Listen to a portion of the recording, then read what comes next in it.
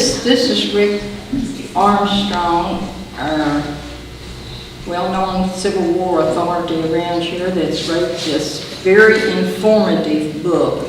And he's going to chat with us today and tell us all about it. So, Mr. Rick, it's your floor. I'll step aside. It's a pleasure to be here to speak with you today. And if you don't mind, I'm going to stay seated. It's been a while and I'm getting along in years, and so I'm kind of be comfortable. I'm going to talk to you a little bit today about my last book, The Civil War in Alleghany County, Virginia. As you can see, it's a whopper. It's the largest book that I've put together. And so I think today I'll try to give you the highest points on it rather than a lot of what's in there. Alleghany County was very much involved in the Civil War. There were battles, raids, hardships for people, and just mayhem in general at times. The county provided a large number of soldiers for the Confederate Army and a handful for the Union Army. The population in Alleghany County in 1860 was 6,762 individuals, 2,500 more than in 1850. There were 132 free blacks in the county and 987 slaves recorded. By 1870, the population had dropped to 3,674. The increase in population between 1850 and 1860 was due to the building of the railroads in the county. There was the Virginia Central Railroad, which ran from Richmond to Jackson River Depot, which was right near Oakland Church. And then on the other side of Covington was the Covington and Ohio rail line that was being constructed. They intended to meet the two lines at Covington, and that did not occur until after the war, and it was then became the Chesapeake and Ohio Railroad. To build these railroads, you needed lots and lots of labor. So as a result, a large number of Irishmen came into Alleghany County and took up residence and were working on the two rail lines. In addition, a number of slaves were also hired from other sections of Virginia to work on the rail line as well. There were 121 slave owners in Alleghany County in 1860. They owned 648 slaves. Andrew Dameron, John Crow, John Allen, Sarah Ann Payne held the most slaves in the county, ranging from 20 to 23 each. As I mentioned, 339 laborers of the slaves recorded in Alleghany County were employed on the railroad. A total of 1,702 men from Alleghany County served in the war, including those who moved to the county after the war. 189 of these men lost their life during the war, either killed, died of wounds, or of disease. 48 were killed. 36 died of wounds. Disease killed 98. Other causes, such as drowning, accident, or murder, accounted for another 7 of the soldiers. Many more were maimed and injured for life by wounds received in the war. The secession vote in Alleghany County on May 23, 1861 was as follows. 631 qualified voters in the county. 554 of those voted in favor of secession, 12 voted against. The rest of that number did not vote at all. The poll records for the vote for the county have not been found. They would give the names of those voting for or against secession. I know in Bath County those records exist, but I've not found them for Alleghany County or for Highland County. And these records, I know they existed at least by 18 1870, 1880, because federal documents that were filed during that time referred back to them that the records show that so-and-so voted for secession. It's said that Alleghany County furnished more soldiers to the Confederacy than they had qualified voters, and that is true. And that is mostly due to the Irish laborers. We'll now take a look at the soldiers from Alleghany County. First and foremost was the 128th Virginia Militia. Each county in Virginia in 1860 had at least one regiment of militia. Men between the ages of 18 and 45 were required to serve in the county militia. This militia formed the basis for the volunteer companies that began to be raised in April and May of 1861. In spring of 1862, the remaining militia were required to enter the service through conscript or draft. Many of these men went into service, remained a few days, and deserted. Some of those eventually returned to service, others hid in the mountains to the end of the war. And most popular were the Rich Patch and Potts Mountain was the areas that they hid in. And these areas were combed by the Confederate authorities trying to capture these men, but they eluded their pursuers. Only a few scattered records for the militia have been found, and these records have been extracted and included in the roster of this book. Next was the Alleghany Light Artillery, or Light Infantry first, under Captain Thompson McAllister. It later became known as the Alleghany Roughs, or the Alleghany Light Artillery, or Carpenter's Battery. This company most often referred to as Alleghany Roughs. And the way they got that name was early in 1861 when they made the trip to Stanton to enter the service of Virginia. A few of the men got out loose on the town and imbibed a little too much. And the local citizens in Stanton dubbed them the Alleghany Roughs. And they liked the name and they kept it throughout the war. Another company from Alleghany was the Virginia Hibernians, Captain Henry H. Robertson, and the Alleghany Rifles, Captain Lewis Holloway. All three of these companies served in the 27th Virginia Infantry. The Alleghany Light Infantry became an artillery company in the fall of 1861 and served as an artillery company then to the end of the war. The 1st Virginia Battalion of Infantry, and this was the unit that most of the Irishmen from Alleghany County enlisted in. This was an organization raised directly by the state of Virginia and is sometimes called the Virginia Regulars. And more often they were known as the Irish Battalion, as most of the soldiers in it were Irishmen. More than 250 of the Irish workers enlisted into this unit. The interesting thing to note here is the volunteer companies that I've spoken of, they enlisted for 12 months. The Irishmen enlisted for 3 years. Quite a difference.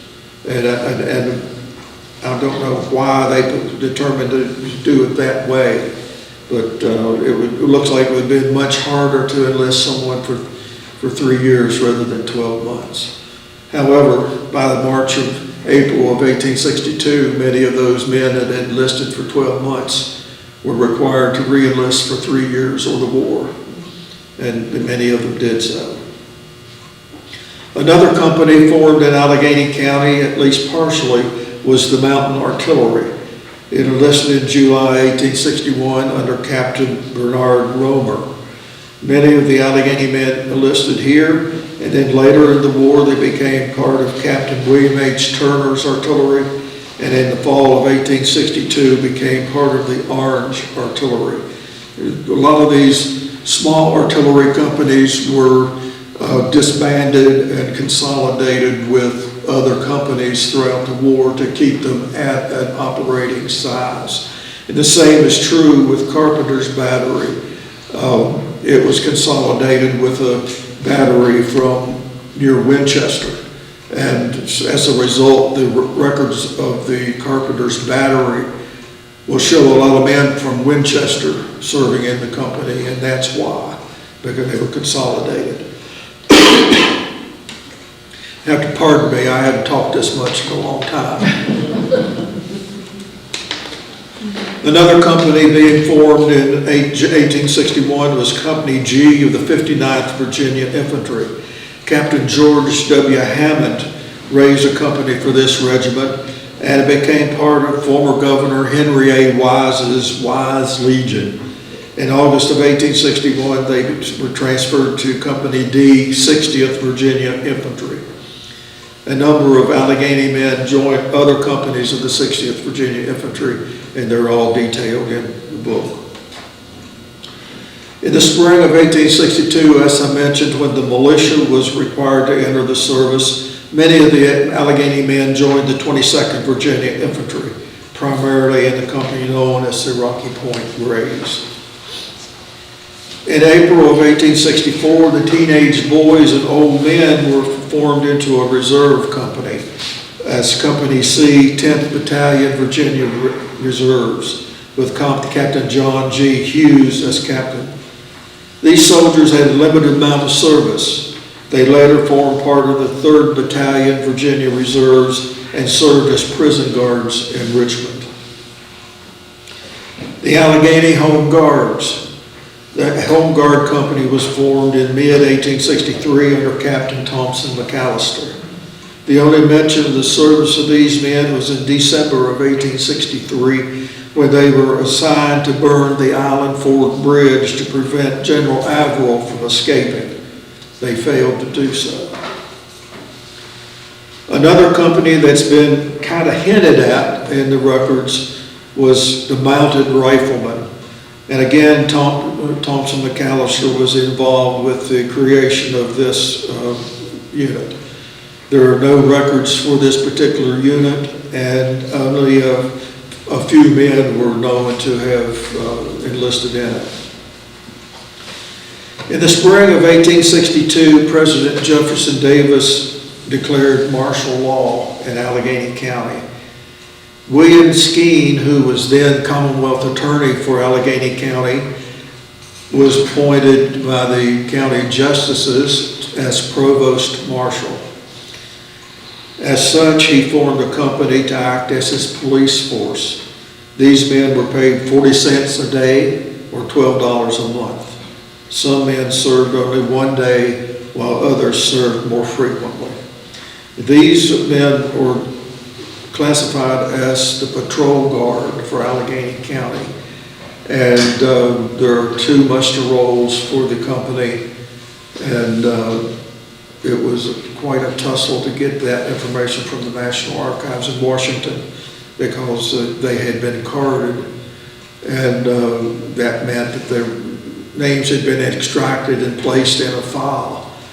And unfortunately, you had to go through nearly 1,000 reels of microfilm to get each one of those names. So finally I was able to get the copy of the original roll, and so they're all included in the roster as well. There were a few other men from Alleghany County that served in organizations such as the Confederate Quartermaster Department and the Niter and Mining Bureau, where they went into caves and under buildings and mined potassium nitrate used in making gunpowder. There are a few Union soldiers from Alleghany County. Most of these are what was called galvanized Yankees. Galvanized Yankees is a term that refers to a Confederate soldier who is taken prisoner and then joins the Union service. The other Union soldiers moved to Alleghany County after the war, and their records, when known, is included. Other men of military age were granted exemptions. Some were granted an exemption for occupation or religious persuasion, or by hiring a substitute. And that meant that if you had $1,500, you could hire your next door neighbor's son to join the military in your place. This practice was eventually outlawed, and it was because it kept able-bodied men out of the service, and they were later required to join up. Jackson River Depot, it was one of the most important points in the county at that time.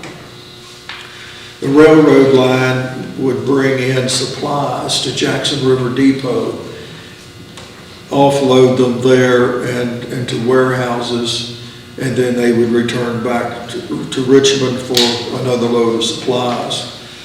To manage all these, there was a quartermaster at Jackson River Depot who would fulfill the requisitions for supplies in Greenbrier County and out that way.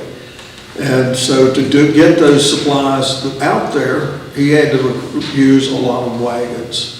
And so local people who owned wagons and teams and had drivers supplied those to the Confederacy, and they were often paid for the time and travel.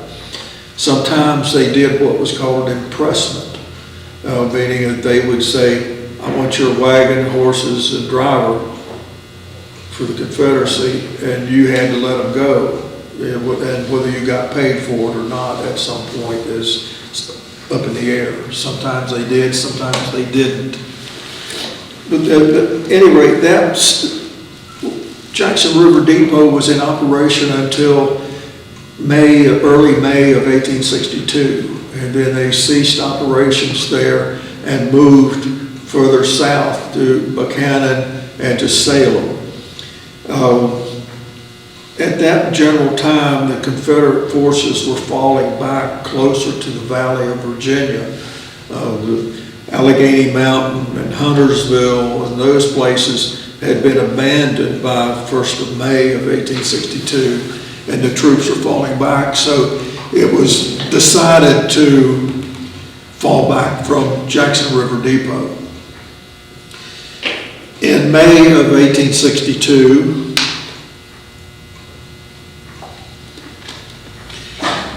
Alleghany County had its first raid. Colonel George Crook and a brigade of Union troops occupied Lewisburg in Greenbrier County in about May 11th, 12th. Almost immediately, he set out on a raid to Jackson River Depot. It was his intention to push on into Buchanan and circle back into Greenbrier County. Under the guidance of Dr. William Parks Rucker, Crook made his way into Alleghany County.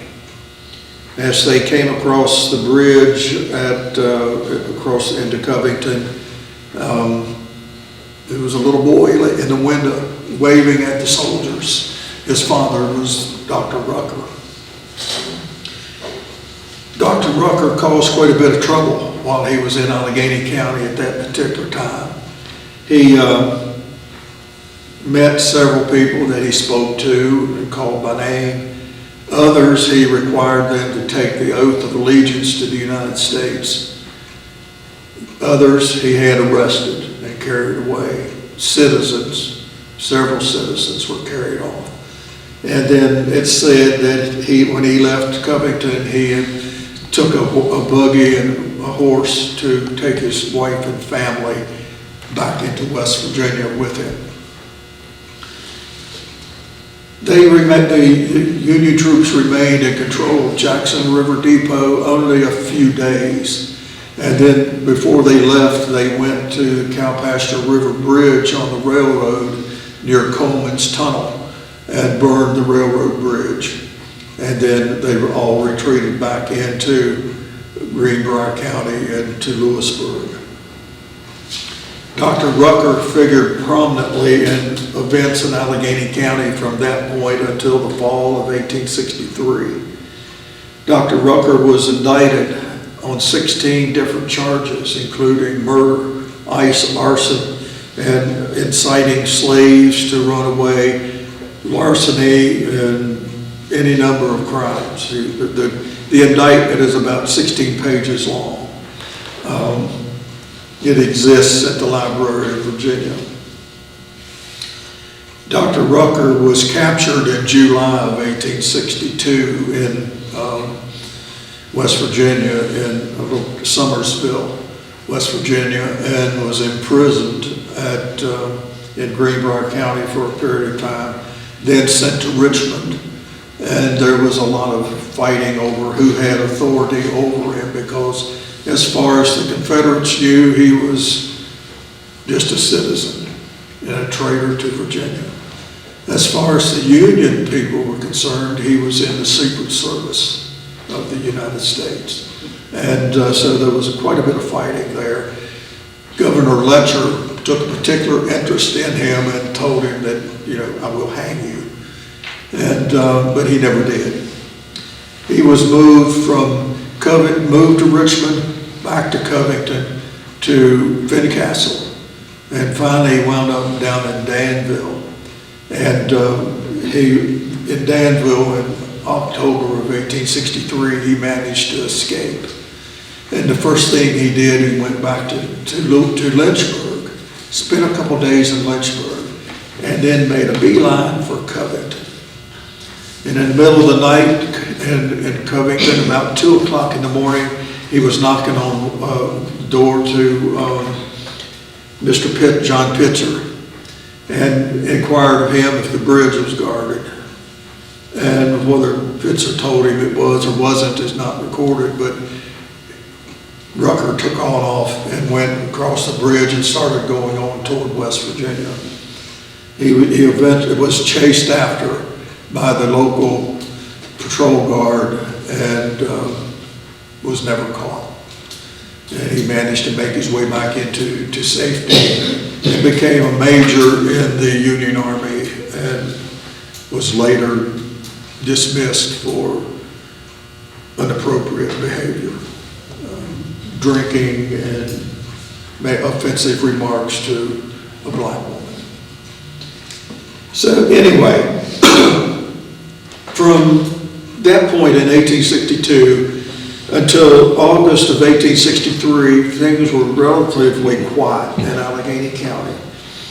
In August of 1863, toward the end of the month, General Averill made his first pass through Alleghany County. He came down through Highland County, Bath County, through a natural well area of Alleghany County to Callahan's and on over to White Sulphur, where he fought a battle and then fell back that same route through to West Virginia. There was a bit of skirmishing in Alleghany County at that particular point. A couple of the saltpeter mines was destroyed. And then in November of 1863, he made another raid through the area. This time he went directly to Droop Mountain over in Pocahontas County, then passed by that and went to Lewisburg and White Sulphur, and then came back through Callahan's and up through Bath County and Highland County to escape. In December of 1863, it was his intention to strike the Virginia-Tennessee Railroad, and his target was Salem, Virginia. So he set out again with a brigade of soldiers down through Highland County into Bath County into Alleghany County to Callahan's, and then he cut over to Sweet Collegiate, which was a hotel and spa at that time.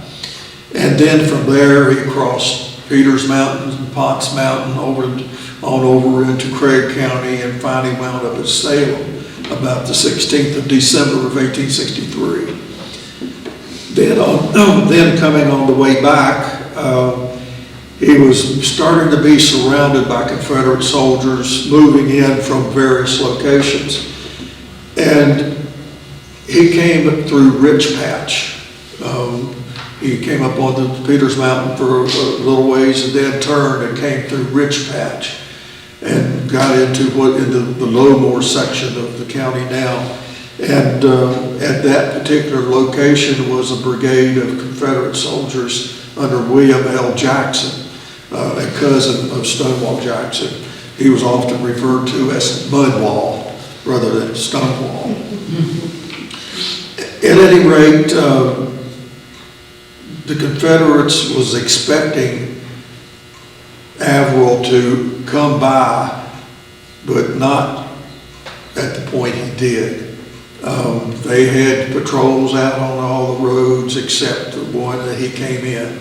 And then there was a forks in the road near Lowmore. The one road went here, and the other road kind of cut diagonally through a ridge in the mountain, and was thought to be impassable by wagons, so they ignored it. And that was the path that Averill took. However, his wagons got pinned up into that section and were later burned and destroyed on the morning of December the 19th. December the 20th, the wagons were destroyed. At any rate, Averill arrived there on the evening of December 19th. There was some running, skirmishing between the two parties. Averill and most of his men made a dash for the Island Ford Bridge. They got to the Island Ford Bridge, pushed the Alleghany Home Guards away, took possession of the bridge, and held it from that evening until the very early hours of the next morning. During that time, part of his troops were cut off. The 14th Pennsylvania Cavalry was cut off, along with a few other companies. During the night, several attempts were made by the Confederates to take the bridge, and they all failed. By the morning, it was determined that, well, the men are trapped. We can't do nothing for them. We'll burn the bridge. So they set fire to the bridge and then dashed on off to Covington. Meanwhile, after they decided, okay, we got all these wagons here, they're cut off, we don't want the Confederates to get them, so they set fire to them and burned them. And then they made a dash for the Island Ford Bridge. And when they got there, they said, how are we going to get across the river? It was full of ice and running pretty high. So there was a woman nearby who they said, tell us how to get out of here or we'll burn your house down. And so she finally relented and said, there's a ford up the way about a mile along the rail bed. And so they went up there, and sure enough, they were able to cross at Holloway's Ford.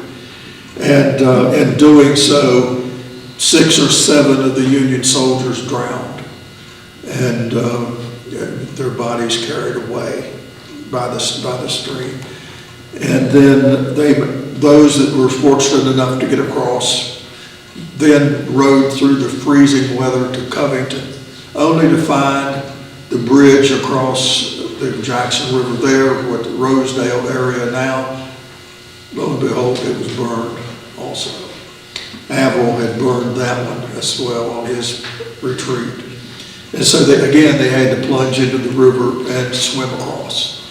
And they finally successfully got across there with no loss and rejoined Averill near Callahan's, then made a terrible march through the mountains, and with which many of the men had frozen toes and ears and fingers, and they suffered greatly from that.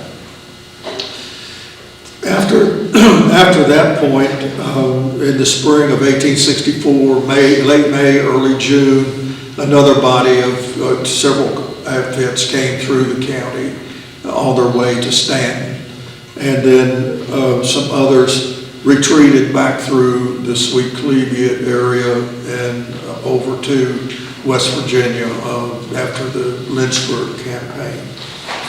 From there, from the spring of 1864 to 1865, there was not just a normal life in Alleghany County. In 1865, of course, the war ended in April, and the soldiers began to come home. One thing they had to contend with when they got back to Covington was Union soldiers.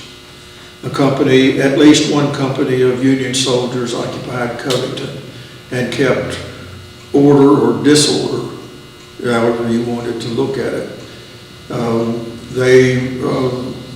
Adams McAllister, one of Thompson McAllister's sons, was defending his wife and family, and he was severely beaten by several of the Union soldiers. Nothing was ever done about it, and it caused a lot of hard feelings, as you can imagine. There were several of the citizens that were very unhappy, and there's some remarks from a letter in the book there about the feelings in Covington at that time. As for the people at home during this time, there was the threat of being arrested by the Union soldiers when they came through, which they did. Every time they came through the county, they picked up several citizens. They picked up a couple of Irishmen and took their wagons and horses and personal belongings. After the war, two of these men filed a claim against the United States for their property, and they filed it through the British embassy, and they were still British citizens, and they recovered some of the money that they lost. Salt rationing was very prevalent and a very necessary item, and it was very hard to get. As the Union soldiers controlled the Canal salt mines, and Southwest Virginia was another source of salt, and so Virginia made an allotment of salt for each region, and then it was given to the county justices or a salt agent, and then they would dispense it out to the individuals. Sometimes it was free of charge if their family was destitute or had an injured soldier, or others, they would, I'll pay you later for a pound of salt today. And those records do exist to some degree in the Virginia Historical Society, and they're very interesting. The indigent families of Alleghany County, the soldier would go off to war and get wounded, lose an arm or a leg, or just be severely wounded and not able to provide for his family. And these folks were picked up by the county. That there was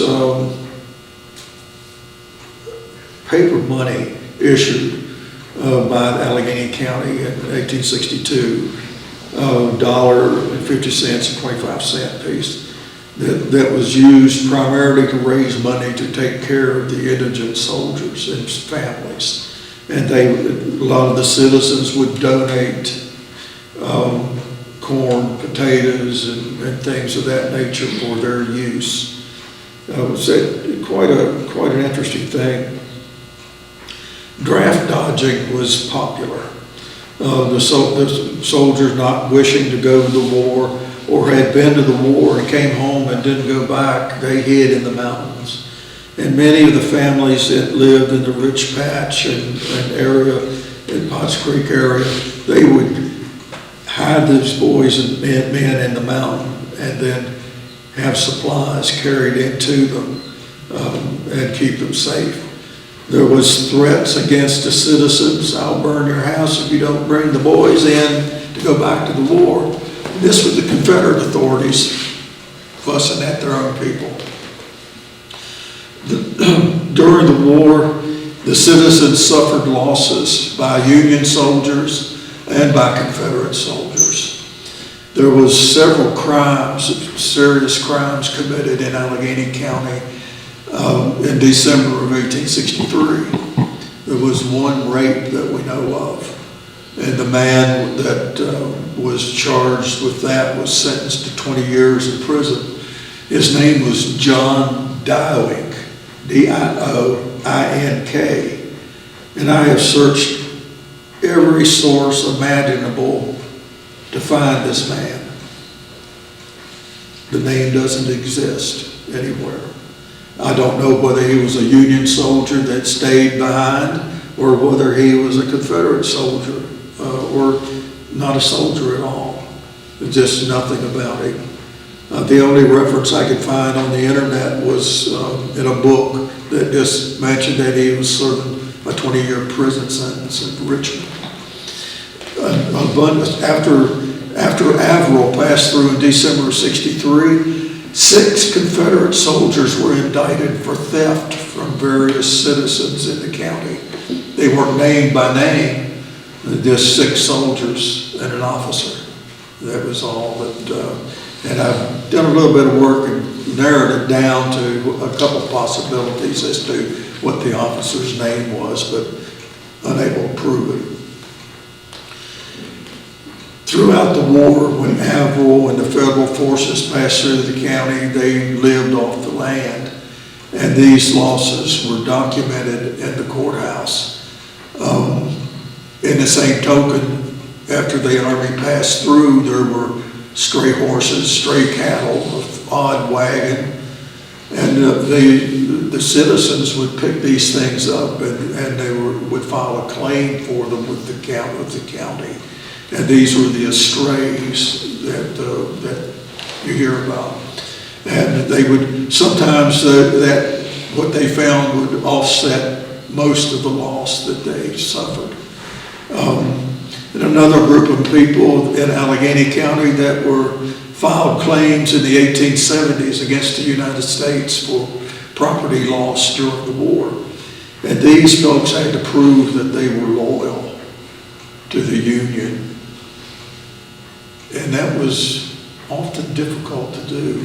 They gave testimonials from neighbors and other people saying, oh, he was a strong Union man, did not vote at all for secession, or voted against secession, helped deserters and Union people all the time.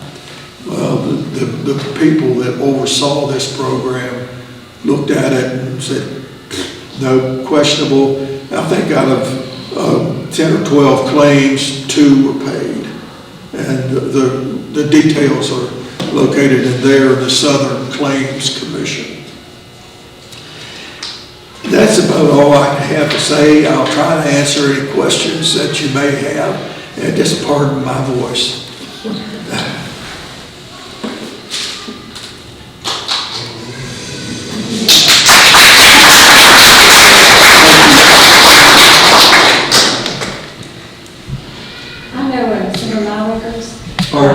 On some of the records that I found on my people, they said that so-and-so deserted.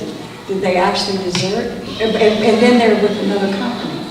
Okay, I'm trying again. I'm deaf. And some of the records that I have on my family, it says in one place that they deserted, but I find in another place that they're with another company. What happened there? A lot of times they would get dissatisfied with where they were serving in that one company, go home for a period of time, and then join a company that was perhaps closer to their home. That was very common in Highland County. Soldiers up there would be off near Richmond, and they wanted to be in the valley and close home, so they would desert and come back here and join up there. Thank you. What was the most surprising set of facts you ran into during your research? Oh, golly. I think it was just the records that exist and don't exist was the surprising thing. Each one of the counties that I've done a history for, the records in each county are entirely different. What may exist for Alleghany County doesn't exist for Bath or something else in Highland. There's no consistency. The records may have been kept, but lost over the years. But Alleghany County, there was a list of slaves that ran away. and gave us names and the owners. That was a surprising thing. And the militia roll records that are in the library, not library, but the Virginia Historical Society, that just incredible. Haven't seen the light of day for 100 years. The home guard that is spoken of in the Falling Springs, Mount Pleasant area, was that just older men that weren't able to Young men and old men. Like teenagers, 16, 17 years old, and men above 45 years of age that were composed into the home guard, and they were used for local defense. It was like a reserve. It was the forerunner of the reserves. Just the fact that there's any of those 1,800 whatever records still surviving Yeah. is a true miracle. As many as we have in this area, and then they've survived other places too, went to Yeah. historical people. That's real. Yeah, I used every resource that's online, and Library of Virginia, the National Archives. I bugged the poor fellow at National Archives frequently, and he provided me with copies and scans of things and sometimes I had to pay for them. Other times they were free. But the casualty list in here for Averill's men during the December '63 raid, and that's been hinted at before, but the person who wrote the book on the raid didn't pull the original casualty records. And so that's why I wanted to put the original deal in there. So it helps a lot, and identified by name. So the fairly large section of the books are quartermaster records from Jackson Depot. So that's private citizens too, right? That's anyone that in Alleghany County that had something paid at Jackson River Depot, hauled something to or from Jackson River Depot, or Covington or Callahan's and other locations throughout the county, that if they did something to provide supplies to the government, they're there if I can find the record. Catch a lot of people with military records, don't catch. In the back of the book are the soldiers alphabetically with their military record, if I could find one for them. And if not, I put in there the source of what said they were a soldier, and usually the 1910 census or a cemetery record, but I'm unable to find them where they were. The Jackson River Depot, just exactly where was that? Is that shown in the map? It's Jackson River Depot is right adjacent to Oakland Church. Oh, okay. Oakland Church is here, and the Jackson River Depot would have been somewhere along in this time, because that was before they moved the railroad and the river and everything else. But there is on the plaque there, it shows where the depot was, and there's this sketch in the book that shows that vicinity. There was a hospital at the hotel at Jackson River Depot that they rented it for a hospital, and that was probably the same time that they used a church. Is that kind of information what's in your book? Yeah, And you're going to sell us books today? I am. Oh, good. I'll sell you that. Where do you autograph our books? And a bargain. That was quite a lead, Don. Yes, it was. Pardon? That Dr. Rucker sounds like quite a character. Was he a native? Was he an actual doctor? Is it the Ruckers that are still here, the poor things that have to claim me? Dr. Rucker was born in Amherst County, Virginia, and I believe he attended the medical school in Pennsylvania, and then settled in Covington in the 1850s, and became a very prominent physician and part owner of Steele's Tavern, which was between Lowmore and Covington. And in July of 1861, he was appointed, well, by July of 61, he had been appointed postmaster for the United States at Covington.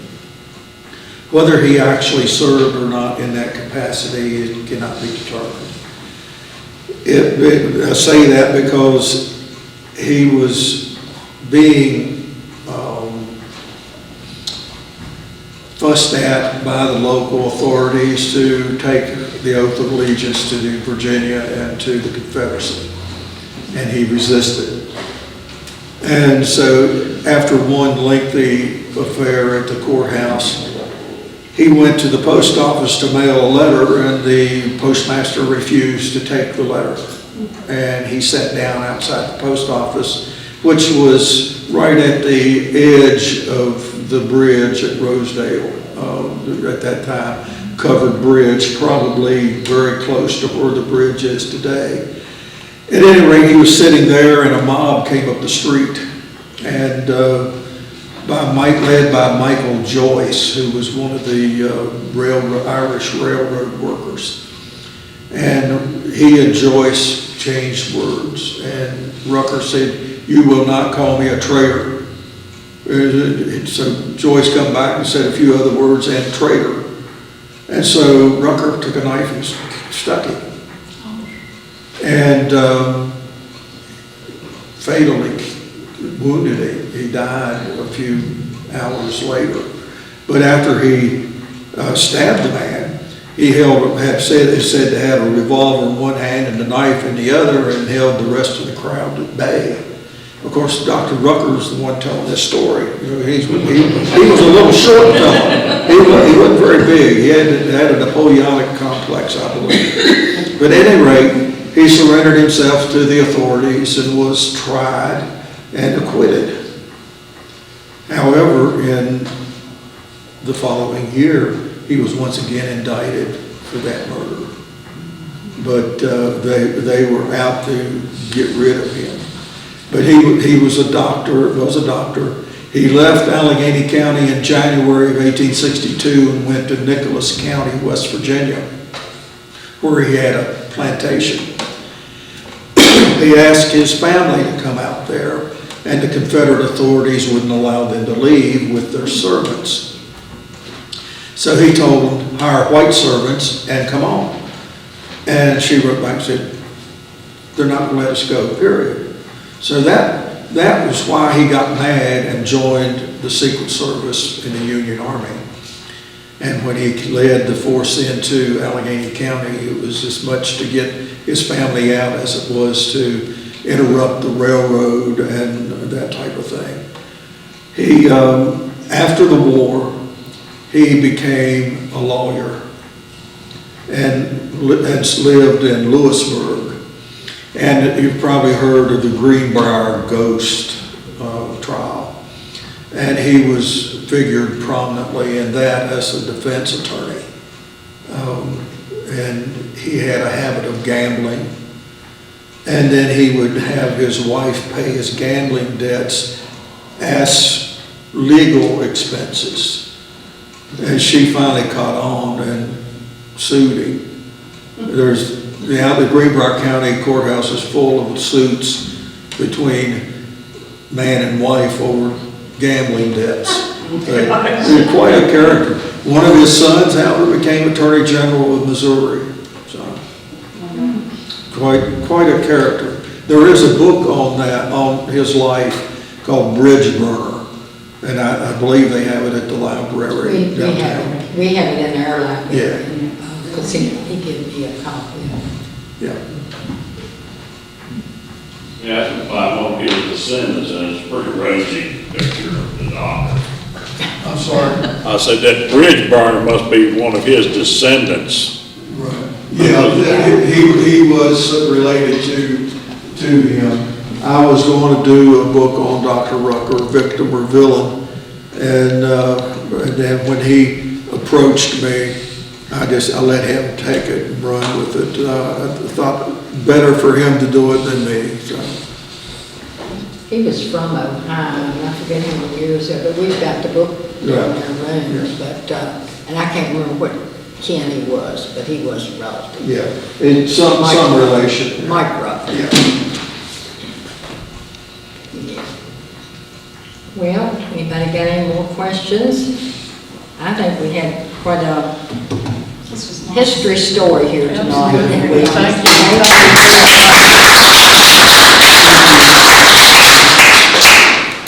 Thank Good job. Thank you. One thing, really surprised me, I knew how much skirmishes and activity was right here in downtown Covington, on Main Street, and that Yeah, that was a hot spot, and Yeah. particularly in December of '63.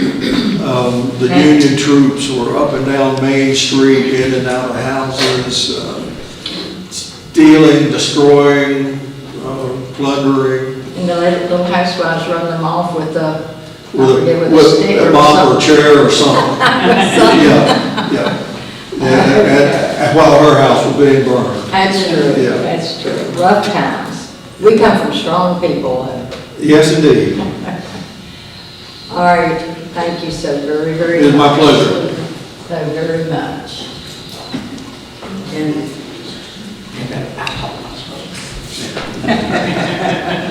Indeed.